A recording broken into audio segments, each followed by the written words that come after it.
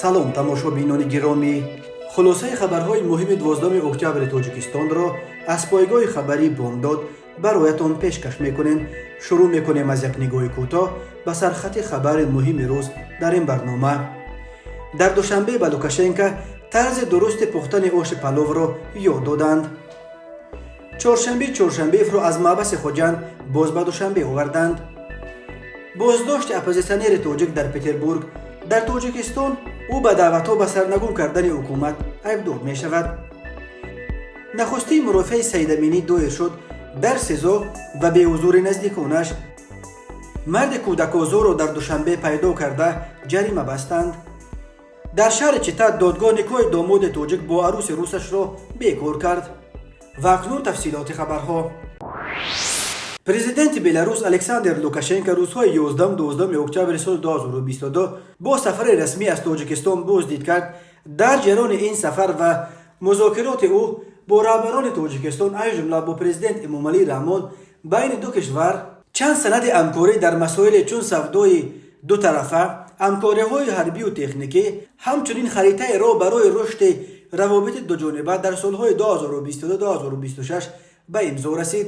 дар рӯзҳои боздиди Лукашенко байни ширкатҳо ва корхонаҳои Тоҷикистону Беларус, асосан бо корхонаи тракторсозии Минск МТЗ ба маблағи дар умум $46 миллион қарордодҳо низ имзо шуданд. Лукашенко бо чарбзабонии хоси ӯ худаш ва Эмомалӣ Раҳмонро ду уқсуқол аз ҳама пуртаҷриба дар байни раҳбарони СНГ номид. дар ҳақиқат Эмомалӣ Раҳмон аз соли 1992 инак 30 сол боз ва Лукашенко аз соли 1994 инак 28 сол боз раҳбарии кишварҳои худро дар даст доранд. аз онҳо аз нигоҳи собиқаи роҳбарӣ каме ҷавонтар Владимир Путин, ки аз поёни соли 1999 инак беш аз 22 сол боз раҳбари Русия аст. албатта бо 4 сол фосила, ки Путин солҳои 2008-2012 сарвазир буду, ин 4 сол курсии президентиро барояш Дмитрий Медведев қаравулӣ мекард. аз нигоҳи собиқаи раёсат дар ҷои чорум дар СНГ президенти Озербайҷон Илҳом Алиев меистад, ки 19 сол қабл аз тирамоҳи соли 2003 ба ҷои падараш Ҳайдар Алиев ба раҳбарии ин кишвари саршор аз манобеъи нафту гази Қавқози ҷанубӣ расид. шоми 11 октябр президенти Тоҷикистон ба шарафи меҳмони баландпояаш аз Беларус дар Бӯстонсарой ҳукумат зиёфати хосеро орост. дар саҳни авлии Бӯстонсаро бори дигар аз меваву сабзавоти Тоҷикистон пирамидаҳову фавораҳо варораво сохтанд. дар танӯрҳои тафсон нонвойҳои моҳир барои меҳмонон аз ҷумла кулча мепухтанду ошпазҳои моҳир дар як дег барои Лукашенко ош мепухтанд. Лукашенко сипас ба назди табоҳои асосӣ омад, ки дар дег барои ӯ ош меандохт. Лукашенко ҳам кафгирро ба даст гирифту каме ҳунари ошпазии худро нишон дода биринҷи ошро дар даруни дег гиргардон кард ва сипас аз ошпаз сири чӣ гуна тайёр кардани оши тоҷикиро пурсид. дар ҷараёни суҳбат маълум шуд, ки Лукашенко ҳангоми пухтани ош дар як ҷо ба иштибоҳ роҳ медодааст. яъне аввал обу баъд биринҷро бояд андозем. ман бошам аввал биринҷро меандохтам ва сипас обро, гуфт Лукашенко ба ошпази тоҷик. ба суҳбати Лукашенко ва ошпаз Эмомалӣ Раҳмон низ чанд бор ҳамроҳ шуд ва дар бобати чӣ гуна пухтани оши палав ба Лукашенко чанд маслиҳати худро дод. видеои суҳбати Лукашенко бо ошпази тоҷикро телеграм-канали Пул Первого, менбари асосии интишори иттилоот дар бораи фаъолиятҳои президенти Беларус нашр кардааст. сафари Лукашенко ба Тоҷикистон нимаи дуюми рӯзи 12 октябр анҷом ёфт ва ӯ аз Душанбе роҳии Остона шуд. Лукашенко дар пойтахти Қазоқистон то 14 октябр мемонад ва дар як нишасти сарони кишварҳо, ки ҳукумати Қазоқистон доир мекунад, иштирок хоҳанд кард. аммо сафари ӯ ба Тоҷикистон асосан бо ҳамин суҳбаташ бо ошпази тоҷик дар ёд мемонад. варзишгари шинохтаи ММА аз Бадахшон чоршанбеев, ки дар поёни моҳи декабри соли 2021 аз Русия ба Душанбе истирдод шуд, моҳи майи соли 2022 бо иттиҳоми даъват ба сарнагун кардани сохти конститутсионӣ ба 8 солу 6 моҳи зиндон маҳкум шуд ва дар маъбаси низомаш сангини шаҳри Хоҷанд ҳадои ҳукм мекард. боз ба Душанбе оварда шудааст ва феълан дар боздоштгоҳи рақами 1 нигоҳ дошта мешавад. журналист Анура Саркорова, ки асосан рӯйдодҳои Бадахшонро пайгирӣ мекунад, хабар дод, ки чоршанбеевро барои идомаи адои ҳукмаш ба зиндони пӯшида гузаронинданд. вале як манбаи пойгоҳи хабарии бомдод рӯзи 12 октябри соли 2022 гуфт, ки чоршанбеевро барои бозпурсӣ ҳамчун шоҳид дар парвандаи зодагони дигари Бадахшон аз ҷумла رهبران دیاسپورای بدخشانی‌های روسیه اورز و رمزی وزیربکوف از خوجند به دوشنبه آوردند. شاید تا انجام مرافعه دادگاهی زادگان دیگر بدخشان در سزا بماند. بعداً برای ادامه ادای حکم باز به محبس نظامش سنگین برگردانیده می شود. گفت امصوبت بامداد که به دلیل حساسیت موضوع از بردن نامش خودداری میکنیم. انوره سرکار و خبر داد است که چهارشنبه در محبس خوجند از جانب ماموران آن زندان مورد بدرفتاری قرار گرفته و او را پیوسته تحریک میدادند تا که یگان واکنش کند و این را دسته کرده جزایش را سخت‌تر کنند. بنا به اطلاع سرکار و ورزشگر به این تحریک‌ها داده نشده است. در همین حال سبزه تنیبکو و مادر چهارشنبه روز 12 اکتبر به تصدیق خبر به دوشنبه انتقال دادن پسرش به رادیو آزادی گفته است که او را هنوز نتوانستند در اینجا ببینند. در کارسل یا اجرای جریمه‌ای زندان امکان واخوری و بردن خوراک ممکن نیست. گفته است مادر ورزشگر بدخشانی او شرح نداده است که چرا چهارشنبه را در کارسل جای کردند. سبزه تنیبکو نقل کرده است که 2 هفته پیش به زندان شهر خوجند رفته او را دیده بودند. پسرم شکنجه میکنند، اذیت میکنند. گفت نه، اما بسیار لاغر شده است. چهارشنبه 27 سال داشته، زاده ولایت مختار کوهستان بدخشان و یکی از ستاره‌های ورزش پاپ MMA. یک نوع جنگ‌های بدون قاعده است. او سالهای آخر در روسیه زندگی و هنرنمایی میکرد. روز 3 دکمبر سال 2021 همگی چند روز بعد اظهار نظرش درباره اعتراض‌های بدخشان چهارشنبه را در مسکو دستگیر کردند و به تاجیکستان انتقال دادند. دادگاه نویه اسماعیل سامانی روز 13 مای چهارشنبه را با جرم دعوت به سرنگون کردن ساخت کنستیتوسیونی به 8 سال و 6 ماه زندان محکوم کرد. چهارشنبه از این حکم ناراضگی کرده به دادگاه دوشنبه شکایت آورد، ولی دادگاه دوشنبه روز 29 ایون سال 2022 شکایت ورزشگر شناخته زاده بدخشان چهارشنبه و وکیلان او را رد کرده حکم او را به تغییر باقی گذاشت.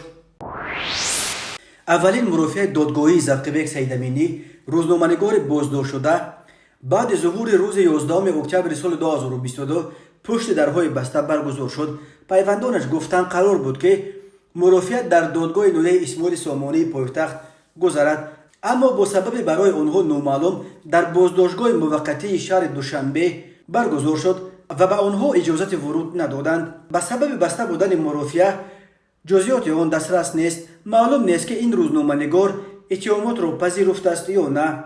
یکی از پیوندان زرقبک سیدامینی گفت نامناسب زرقبک در روی خط پرونده‌هایی که بررسی می شود در دادگاه نویه اسماعیل سامانی نوشته شده بود، اما به ما گفتند که در سزا می گذرد نه در سود. هیچ نفری از نزدیکان را اجازه در آمدن ندادند. این در حالی است که هفته پیش حبیسه یتیمو و مادر سیدامینی به رادیو آزادی گفته بود که 3 ماه باز او را ندیدند و نمیدونند که در چه شرایط به سر میبرد. طبق اطلاع دریافتی رادیو آزادی در مرافعه نخستین تن و وکیل دفاع روزنامه‌نگار شرکت کرده طرفها با پرونده شناخته شدند. در مرافعه‌های بعدی 4 شاهد دعوت میشوند که یکی از آنها دوست زرقبک سیدامینی است که همراه به بازپرسی دعوت و بازداشت شده بود. 3 نفر دیگر کارمندان یک اداره دولتی هستند. گفت امصوبت ما که نخواست نامش گرفته شود. دادرش جورابک شیرینزاده برای رسانه‌ها دسترس نیست و وکیل مدافع هم جزئیات نمی‌دهد. همزمان سبب پشت درهای بسته برگزار شدن مرافعه را نه دادرس و نه وکیل مدافع شرح ندادند. دادرس مرافعه را به هفته دیگر مانده است، اما سانحه دقیقش معلوم نیست. این خبرنگار تاجیک به همکاری با سازمان‌های در کشور ممنوع حزب نهضت اسلامی و گروه 24 گمانبر شده است. خودش بارو گفته است که به هیچ سازمان و گروه مربوط نیست و همکاری نیز ندارد. هر دو سازمان نیز همه گونه همکاری خود را با او رد کردند. زرقبک سیدامینی روز 8 ایول سال 2022 از طرف پلیس شهر ولایت دستگیر و بعداً به بازداشتگاه موقتی شهر دوشنبه برده شد. طبق اطلاع دریافتی رادیو آزادی مقامات تحقیق پرونده زرقبک سیدامینی 38 را بر اساس قسم 2 ماده 307 جمع و بست کرده میانه‌های ماه سپتامبر به دادگاه فرستادند. این ایبنامه از 5 تا 8 سال زندان را پیش بینی می‌کند. تماشابینان عزیز، یادآور می‌شویم خلاصه مهمترین اخبار تاجیکستان را از پایگاه خبری بامداد تماشا دارید. برنامه را ادامه می‌دهیم. ریاست کارهای داخلی شهر دوشنبه شام 11 اکتبر سال 2022 خبر داد که کارمندان میلیسای پایتخت تاجیکستان مردی را که ویدیوی طفل خردسالش را به رامونه لطوکوب کردن او در اینترنت پخش شد معاین و دستگیر کرده جزا دادند. ولی میلیسای دوشنبه گفت از بس که زکریا اودینایف تربیه و تامینات دو کودک خردسال را بر دوش دارد او را تنها جریمه بستند و به طور قطعی آگاه کردند که دیگر به چنین حالت را ندهد و فرزندانش را به صورت شایسته تربیه کند.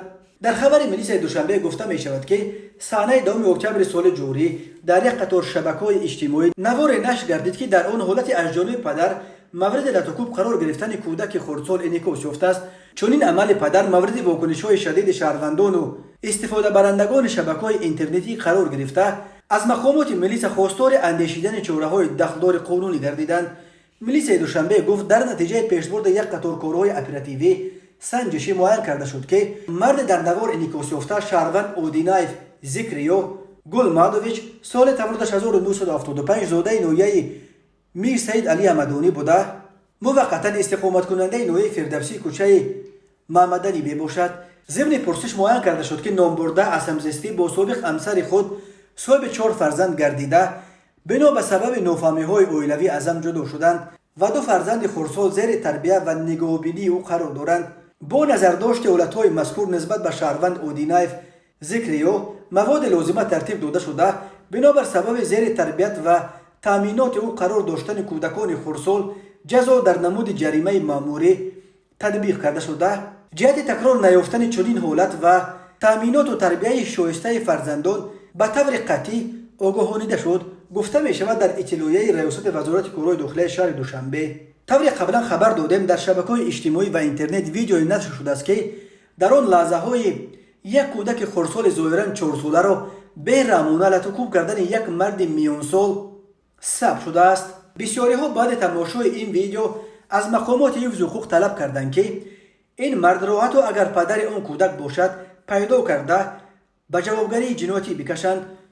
قانونگذاری تاجیکستان برای عذاب و عقوبت کودک می تواند حتی پدر و مادر او را به جوابگری بکشند. ماده 117 کودکس جنایتی تاجیکستان برای عذاب و عقوبت کودک همچون جزا از 3 تا 7 سال زندان را پیش بینی می کند.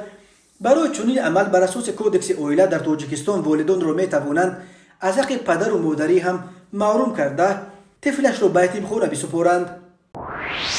رسانه‌های محلی شهر سنت پترزبورگ روسیه خبر دادند که روز 11 اکتبر سال 2022 در کوچه کراسن تکستیلشک یک شهروند 44 ساله تاجیکستان را که در جستجوی رسمی قرار داشت دستگیر کردند. در این کوچه مرکزی یگانه حجت سپاری شهر پترزبورگ جایگیر شده است که مهاجران به اینجا برای گرفتن پتنت و دیگر اسناد لازم برای قانونی ساختن بود و باش خود در روسیه مراجعت میکنند. ظاهرا هنگام تفتیش حجت‌های این مهاجر تاجیک معلوم شده است که او در جستجوی فدرالی قرار داشته در وطنش تاجیکستان به ضد وی با اتهام دعوت‌های عمومی برای زوروری سرنگون کردن حکومت این جمهوری پرونده جنایتی گشودند. مهاجر تاجیک را به حبس گرفتند و مقامات حفظ حقوق تاجیکستان را علیه از بازداشت او در جریان گذاشتند. طبق پیمان مینسک از سال 1992 کشورهای اسنگ موظفند که شهروندان تحت جستجو قرار داشته را به یکدیگر بسپارند. روسیه هر سال دهها شهروند تاجیکستان را که از تفتیشات به اینجا فرار میکنند دستگیر کرده به تاجیکستان میسپارد. برخی آنها برای جنایت‌های چون دزدی، قلابی و یا فرار از خدمت حربی تحت جستجو گذاشته میشوند و برخی برای جنایت‌های سنگین‌تر چون کشتار و غارت یا پشتیبانی از تروریسم، اشتراک در جنگ‌های سوریه و عراق یا افغانستان تحت تعقیب قرار میگیرند. اما در سالهای آخر یک بخش اعظم آنهایی را که از روسیه به تاجیکستان استرداد میشوند آنهایی تشکیل میدهند که با اتهامات سیاسی از جمله بر اساس ماده 307 کودکس جنایتی جمهوری تاجیکستان برای دعوت‌های عمومی برای زوراوری سرنگون کردن حکومت تاجیکستان تحت تعقیب گذاشته میشوند. در تاجیکستان بر اساس این ماده به ضد آنهایی هم که از حکومت تنقید میکنند و یا موقع اپوزیسیونی دارند پرونده میگشایند. ماده 307 برای چنین عملها همچون جزا از 3 تا 20 سال زندان را پیش بینی میکند. محرر ورزیده بخش ازبکی رادیوی برون مرزی آواز تاجیک اتابک غایبوف در سن 63 از عالم چشم پوشید. در این باره روز 12 اکتبر سال 2022 رادیوی فرهنگ در صفحه‌اش در فیسبوک با نشر یک نامه تسلیت و اظهار همدردی به پیوندان مرحوم خبر داد. درباره علت مرگ اوتابک غایبوف چیزی گفته نشده است. اوتابک غایبوف 24 مارس سال 1959 به دنیا آمده. دانشکده دولتی زبانهای تاجیکستان به نام ساتیم اولوغزاده را ختم کرده است. اوتابک غایبوف سال 1987 فعالیت روزنامه‌نگاریش را آغاز نموده. 35 سال همچون محرر بخش ازبکی رادیوی آواز تاجیک فعالیت داشت. اوتابک غایبوف برای فعالیت پرثمر در ساحه مطبوعات و سهمش در پیشرفت جامعه با افتخارنامه جمهوری تاجیکستان و عنوان کارمند شایسته تاجیکستان قدردانی شده است. اوتابک غایبوف همچون برنده جایزه اتفاق ژورنالیستان تاجیک به نام لاهوتی و مدال 100 سالگی مطبوعات تاجیک شده برای مجموعه گزارش‌هایش در میان ژورنالیستان از 50 کشور جهان مدال طلایی آزمون بین المللی قلم طلایی را به دست آورده است. با مقصد به تنظیم درآوردن روند مهاجرت همه ساله در دولت‌های اعضای شورای هماهنگسازی مبارزه با مهاجرت غیر قانونی سازمان عهدنامه امنیتی دست جمعی یا اودیکبه در چند مرحله عملیات‌های مشترک نلیگال گذرانیده می شود. مطابق نقشه گذرانیدن عملیات منطقوی سازمان عهدنامه امنیت دست جمعی اوید و مقاومت به مهاجرت غیر قانونی نلیگال 2022 و اجرای فرمان یکجایی وزارت کارهای داخلی جمهوری تاجیکستان، کمیته دولتی امنیت ملی جمهوری تاجیکستان و وزارت مهنت، مهاجرت و شغل اهالی جمهوری تاجیکستان از 5 اپریل سال 2018 در دو مرحله از 27 میلیون تا 4 ایول سال 2022 عملیات به نام نلیگال از جانب کارمندان خدمات شناسناموی و بقیدگیری ریاست وزارت کارهای داخلی در ولایت ختلان برای حفظ ترتیبات جمعیتی، پیشگیری جنایتکاری، آشکار نمودن مهاجرت غیر قانونی و دیگر قانون شکنی ها گذرانیده شده و مرحله دوم عملیات نلیگال 2022 با نام نلیگال کاردان از صحنه دهم تا 7 اکتبر سال 2022 برآمده شده است. در رفت عملیات از طرف کارمندان خدمات شناسناموی و بقیدگیری ریاست وزارت کارهای داخلی در ولایت ختلان و بخش‌های آن در شهر و ناحیه‌های ولایت در یک جایگی با کارمندان مقامات کارهای داخلی، نمایندگان ریاست کمیته دولتی امنیت ملی جمهوری تاجیکستان در ولایت ختلان، نمایندگان خدمات مهاجرت و شغل اهالی جمهوری تاجیکستان در ولایت ختلان طبق نقشه ترتیب داده شده در حدود ولایت عملی گردیده ایستاده است.